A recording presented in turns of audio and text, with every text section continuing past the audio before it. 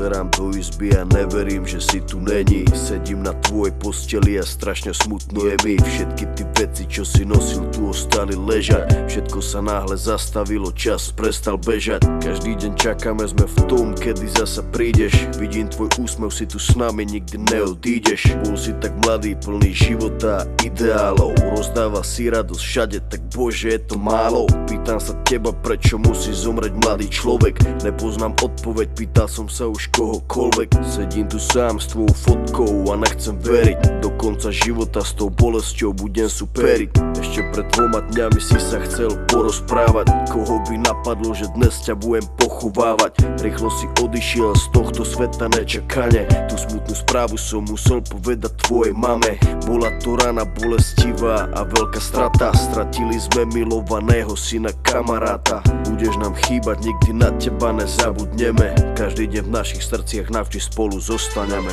Odišiel mladý človek, prečo to tak musí byť? Mal všetko pred sebou a chcel ešte ďalej žiť. Chcel byť tu medzi nami, užívať si tento svet. Vyhasol mladý život, zrazu je to všetko preč.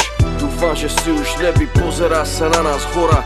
Navždy ťa milujeme, odkazujeme ti z dola.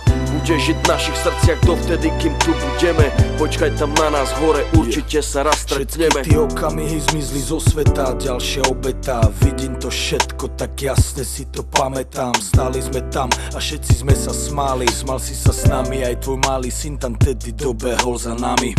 Na pódium zaspíval davami. Videl som darču, jak úsmev na tvojej tvári. Nikto z nás si neuvedomil, jak sme tam tak stáli, že keď som ti podal ruku, podal som ju naposledy.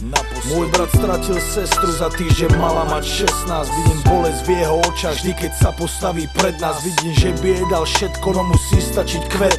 Vidím, že by dal svoj život, aby ju vrátil späť. Ľudia sa milujú a spravia pre seba hocičo. Najhoršie je, keď už nejde spraviť nič a boli. To sú to tí veci, ktoré nikdy neprestanú boleť. Není väčšej tragédie, než keď zomre mladý človek. Jeden deň na ulici, druhý deň v nemocnici. Za chvíľu konec, za to život